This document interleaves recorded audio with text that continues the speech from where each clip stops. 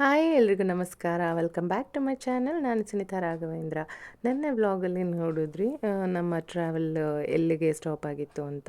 So beautiful ಆದಂತಹ ಸನ್ಸೆಟ್ಟನ್ನು ನೋಡಿಕೊಂಡು ಕುಪ್ಪಳ್ಳಿಯಿಂದ ನಾವು ಹೊರಟ್ವಿ. ನಿನ್ನೆ ಹೊರನಾಡು, ಶೃಂಗೇರಿ, ಕಳಸ ಮತ್ತು ಕುಪ್ಪಳ್ಳಿ ಇದಿಷ್ಟನ್ನ ಮುಗಿಸ್ಕೊಂಡು ನೆಕ್ಸ್ಟ್ ನಾವು ಮುರುಡೇಶ್ವರಗೆ ಹೊರಟಿದ್ದು.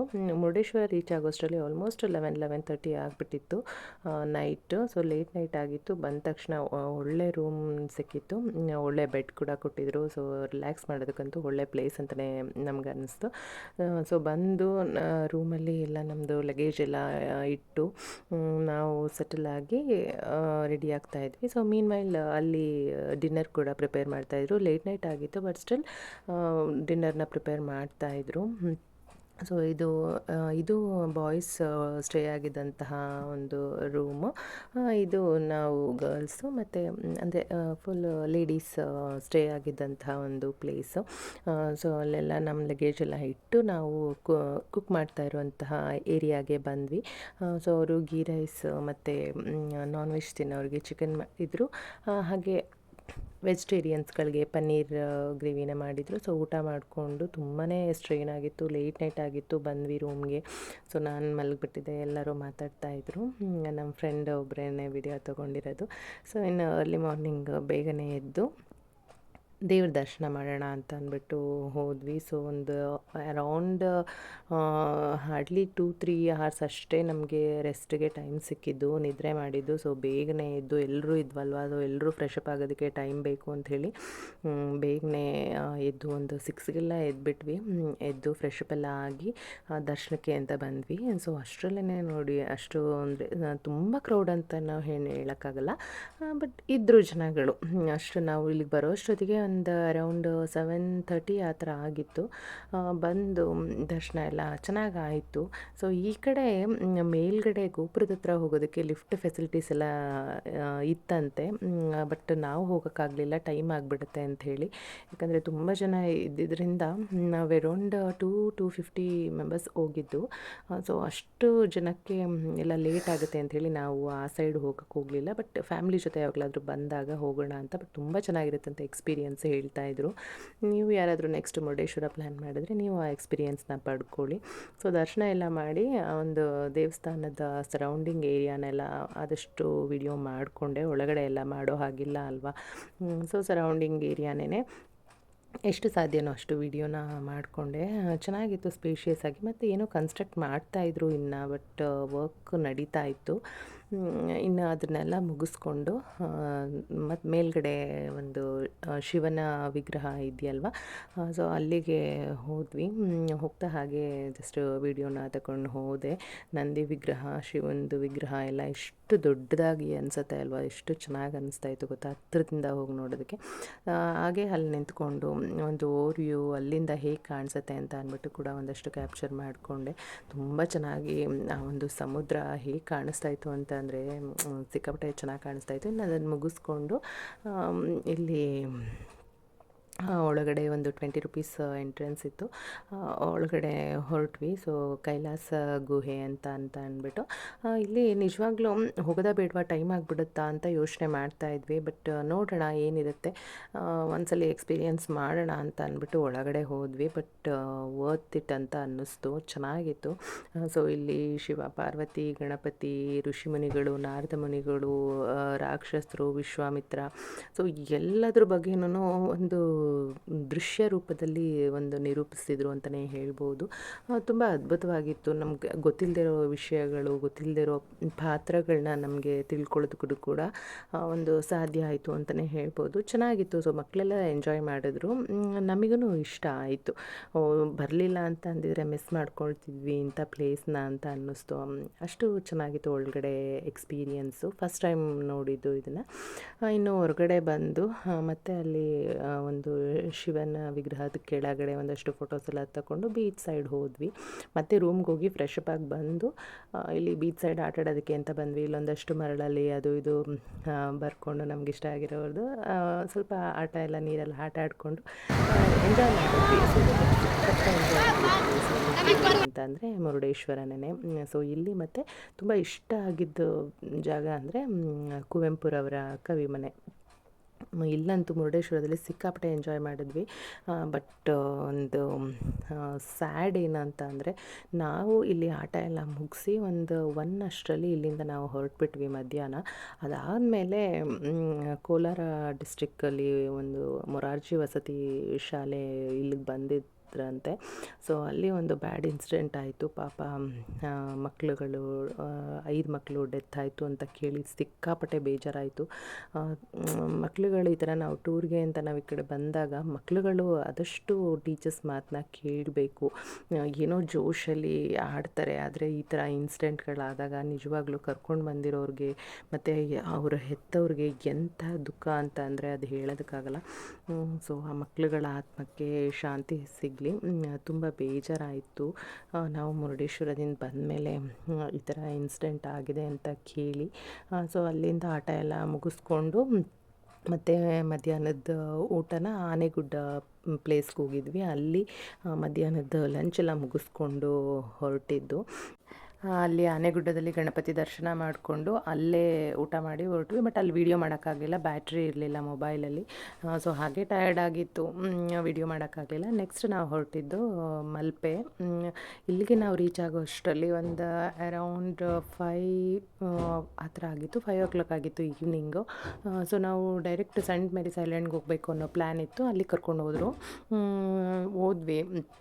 ಬೋಟಿಂಗ್ ಎಕ್ಸ್ಪೀರಿಯನ್ಸು ಸಿಕ್ಕಾಪಟ್ಟೆ ಚೆನ್ನಾಗಿತ್ತು. ಸೊ ಮಲ್ಪೆಯಿಂದ ಸೆಂಟ್ ಮೇರಿಸ್ ಐಲ್ಯಾಂಡ್ಗೆ ಒಂದು ಅರೌಂಡ್ 25 ಮಿನಿಟ್ಸ್ ಆ ಥರ ಆಗುತ್ತೆ ಟೈಮು. ಆ 20-25 ಮಿನಿಟ್ಸ್ ಅಂತೂ ಸಿಕ್ಕಾಪಟ್ಟೆ ಚೆನ್ನಾಗಿ ಅನಿಸುತ್ತೆ. ಎಕ್ಸ್ಪೀರಿಯನ್ಸ್ ಮಾತ್ರ ಸಮುದ್ರದ ಮಧ್ಯ ಹೋಗ್ತಾ ಇರೋದು.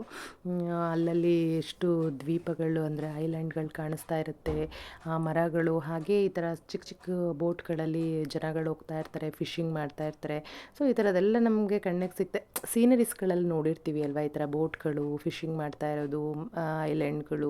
ಅದನ್ನು ರಿಯಲಾಗಿ ನೋಡಿದಾಗ ಎಷ್ಟು ಖುಷಿ ಅನಿಸುತ್ತೆ ಅಲ್ವಾ. ನಿಜವಾಗ್ಲೂ ನೀವು ನೆಕ್ಸ್ಟ್ ಯಾರಾದರೂ ಈ ಸೈಡ್ ನೀವು ಟೂರ್ನ ಪ್ಲ್ಯಾನ್ ಮಾಡ್ತೀರಾ ಅಂತಂದರೆ ಸೆಂಟ್ ಮೇರಿಸ್ ಐಲ್ಯಾಂಡ್ನ ಮಿಸ್ ಮಾಡಲೇಬೇಡಿ. ಅಷ್ಟು ಒಂದು ಅದ್ಭುತವಾದಂತಹ ಪ್ಲೇಸು. ಹಾಗೆ ನಾನು ನಿಮಗೆ ಇನ್ನೊಂದು ವಿಷಯ ಹೇಳಬೇಕು. ಈ ಒಂದು ವಿಡಿಯೋ ಎಡಿಟಿಂಗ್ ಮಾಡಬೇಕಾದ್ರೆ ನನಗೊಂದು ಅನ್ನಿಸ್ತು ಏನಂದರೆ, ಈ ಥರ ನಾವು ಸಮುದ್ರದ ಮಧ್ಯ ಹೋಗ್ತಾ ಇದ್ದೀವಿ ಅಲ್ವಾ, ನಿಜವಾಗ್ಲೂ ಭಯ ಆಯಿತು ಆ್ಯಕ್ಚುಲಿ. ಆ ಬೋಟಲ್ಲಿ ಹೋಗ್ಬೇಕಾದ್ರೆ ಸಿಕ್ಕಾಪಟ್ಟೆ ಖುಷಿ ಅನಿಸ್ತು. ಬಟ್ ಎಡಿಟಿಂಗ್ ಮಾಡಬೇಕಾದ್ರೆ ಅದು ನೋಡಿ ಭಯ ಆಯಿತು. ಇಷ್ಟು ದೊಡ್ಡ ಸಮುದ್ರದಲ್ಲಿ ನಾವು ಮಧ್ಯ ಹೋಗ್ತಿದ್ದೀವಿ ಅಂತ. ಬಟ್ ಅದು ಕಂಪ್ಲೀಟ್ ಕ್ರೆಡಿಟ್ ಆ ಬೋಟ್ ನಡೆಸ್ತಿರೋರಿಗೆ ಕೊಡಬೇಕಲ್ವ. ನಿಜವಾಗ್ಲೂ ಅವ್ರು ಎಷ್ಟು ಗ್ರೇಟ್ ಅಂತ ಅನ್ನಿಸ್ತು. ಅಂದರೆ ಅವ್ರ ಪ್ರಾಣ ಜೊತೆಗೆ ಅವ್ರನ್ನ ನಂಬಿ ನಾವು ನೂರಾರು ಜನ ಹೋಗ್ತಾ ಇರ್ತೀವಿ. ಸೊ ದಿನನಿತ್ಯ ಅವರು ಒಂದು 100,000 ಜನನ ಈ ಕಡೆಯಿಂದ ಆ ಕಡೆ, ಆ ಕಡೆಯಿಂದ ಈ ಕಡೆಗೆ ಹೊತ್ತಾಡ್ತಿರ್ತಾರೆ. ಎಷ್ಟು ರಿಸ್ಕಿ ಜಾಬ್ ಅಲ್ವಾ. ಸೊ ಅಂಥ ಪ್ರತಿಯೊಬ್ಬರು ಅಂದರೆ ಡ್ರೈವರ್ಗೆ, ಬೋಟ್ ನಡೆಸೋರಿಗೆ, ಇನ್ನು ರೋಡಲ್ಲಿ ಬಸ್ಸು, ಎಲ್ಲ ಡ್ರೈವರ್ಗಳಿಗೂ ಒಳ್ಳೆಯದಾಗಲಿ. ಸೊ ಅವರಿಂದ ಎಷ್ಟೋ ಜೀವಗಳು ಡೈಲಿ ಅವ್ರವ್ರ ಕೆಲಸಗಳನ್ನ ಮಾಡ್ತಾಯಿದೆ, ಸುರಕ್ಷಿತವಾಗಿ ಮಾಡ್ತಾಯಿದೆ. ಸೊ ಹಾಗೆ ಎಲ್ಲರೂ ಸೇಫಾಗಿ ಕರ್ಕೊಂಡೋಗಿ ಬರ್ತಾರಲ್ವ. ಸೊ ಅವ್ರಿಗೆ ಒಳ್ಳೆಯದಾಗಲಿ ಅಂತ ಕೇಳ್ಕೊಳ್ತೀನಿ. ಇನ್ನು ನೀವು ಅಬ್ಸರ್ವ್ ಮಾಡಿರಬಹುದು ನನ್ನ ಒಂದು ರೈಟ್ ಸೈಡ್ಗೆ, ಅಂದರೆ ಸನ್ಸೆಟ್ ಆಗೋ ಸಮಯದಲ್ಲಿ ನಾವು ಹೋಗಿದ್ದಲ್ವ. ಸೊ ಸೂರ್ಯ ಮುಳುಗೋ ಸಮಯದಲ್ಲಿ ಈ ಕಡೆನೇ ಒಂದು ಕಲರ್ ಕಾಣಿಸ್ತಾ ಇದೆ, ಹಾಗೆ ನನ್ನ ಲೆಫ್ಟಿಗೆ ಒಂಥರ ಬ್ಲೂ ಕಲರ್ ಕಾಣಿಸ್ತಾ ಇದೆ. ಅದು ಎಷ್ಟು ಚೆನ್ನಾಗಿ ಕಾಣಿಸ್ತಾ ಇತ್ತು ಗೊತ್ತಾ, ರಿಯಲ್ ಆಗಿ ನೋಡಲಿಕ್ಕೆ ತುಂಬಾ ಒಂಥರ ಚೆನ್ನಾಗಿ ಅನ್ನಿಸ್ತಾ ಇತ್ತು. ಆ ಅಲೆಗಳು ಎಷ್ಟು ಪ್ರಶಾಂತವಾಗಿ ಕಾಣಿಸ್ತಾ ಇದೆ ನೋಡಿ. ಆ ಇಡೀ ಸಮುದ್ರ ಅಂದರೆ ಆಕಾಶಕ್ಕೆ ಮುಟ್ತಾ ಇದೆಯೇನೋ ಆ ಥರ ಅನ್ನಿಸ್ತಾ ಇದೆ. ಅದರಲ್ಲೂ ಆ ಕಲರ್ ಡಿಫ್ರೆನ್ಷಿಯೇಟ್ ಮಾತ್ರ ತುಂಬಾ ಅದ್ಭುತ ಅನ್ನಿಸ್ತಾ ಇತ್ತು. ಈ ಕಡೆ ಒಂದು ಕಲರು, ಈ ಕಡೆ ಕಂಪ್ಲೀಟ್ ಬ್ಲೂ ಕಲರ್ ಆ ಥರ ಕಾಣಿಸ್ತಾ ಇತ್ತು. ಸೊ ತುಂಬಾ ಖುಷಿ ಆಯಿತು ಮಾತ್ರ ಈ ಬೋಟಿಂಗ್ ಜರ್ನಿ. ಆದರೆ ಏನಂದರೆ ನಾವು ಲೇಟಾಗಿ ಹೋಗ್ಬಿಟ್ವಿ, ಅದೊಂದು ಮಾತ್ರ ತುಂಬಾ ಡಿಸಪಾಯಿಂಟ್ ಆಗೋಯಿತು. ಯಾಕಂದರೆ ಈಗ ನಾನು ಹೇಳಿದೆ, ನೀವು ಯಾರೇ ಈ ಸೈಡು ಟ್ರಿಪ್ ಪ್ಲ್ಯಾನ್ ಮಾಡಿದ್ರು ಸೆಂಟ್ ಮೇರಿಸ್ ಐಲ್ಯಾಂಡ್ಗೆ ಮಸ್ಟ್ ವಿಸಿಟ್ ಮಾಡಿ ಅಂತ. ಬಟ್ ಹಾಗೆ ನನ್ನ ಕಡೆಯಿಂದ ಒಂದು ಸಜೆಷನ್ ಏನಂತ ಅಂದರೆ, ದಯವಿಟ್ಟು ಯಾರೂ ಈವ್ನಿಂಗ್ ಟೈಮಲ್ಲಂತೂ ಖಂಡಿತ ಹೋಗಲೇಬೇಡಿ. ಏನಕ್ಕೆ ಅಂತ ಅಂದರೆ, ಅಲ್ಲಿ ಈಗ ಇಷ್ಟು ದೂರದಿಂದ ಒಂದು 20-25 ಮಿನಿಟ್ಸ್ ನಾವು ಬೋಟ್ ಜರ್ನಿನ ಮಾಡಿಕೊಂಡು ಅಂದರೆ ಈ ಸಮುದ್ರದಿಂದ ನಾವು ಆ ಕಡೆ ಐಲ್ಯಾಂಡ್ಗೆ ಹೋಗ್ತೀವಿ ಅಂತ ಅಂದರೆ ಅಲ್ಲಿ ಅಷ್ಟು ಒಂದು ಅದ್ಭುತವಾದಂತಹ ಪ್ಲೇಸ್ ಅದು ಆಯಿತಾ.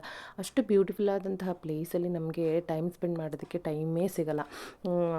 ಎಷ್ಟು ಅಂದರೆ ಈಗ ನಾವು ಅಲ್ಲಿ ಐಲ್ಯಾಂಡ್ ರೀಚ್ ಆಗೋ ಅಷ್ಟರಲ್ಲೇ ಒಂದು 6-6:05 ಆ ಥರ ಆಯಿತು ಆಯಿತಾ. ಅಲ್ಲಿ ನಮಗೆ ಟೈಮ್ ಕೊಟ್ಟಿದ್ದು ಹಾರ್ಡ್ಲಿ 20-25 ಮಿನಿಟ್ಸ್ ಅಷ್ಟೇನೆ. ಸೊ ನಾವು ಬೋಟಿಂದ ಇಳಿದು ಐಲ್ಯಾಂಡ್ಗೆ ಹೋಗೋದಕ್ಕೆ ಒಂದು 4-5 ಮಿನಿಟ್ಸ್ ಆಗೋಯಿತು ಆಯಿತಾ. ಸೊ ಫೈನಲಿ ನಾವು ರೀಚ್ ಆದ್ವಿ ಐಲ್ಯಾಂಡ್ಗೆ.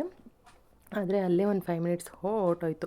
ಇನ್ನು ಒಳಗಡೆ ಅಲ್ಲಿ ನಡ್ಕೊಂಡು ಹೋಗಬೇಕಾದ್ರೆ ಎಷ್ಟೊಂದು ಅಲ್ಲಿ ಬ್ಯೂಟಿಫುಲ್ ನೇಚರ್ ಅಂದರೆ ಮರ ಗಿಡಗಳೆಲ್ಲ ಸಿಗುತ್ತೆ, ತೆಂಗಿನ ಮರಗಳೆಲ್ಲ.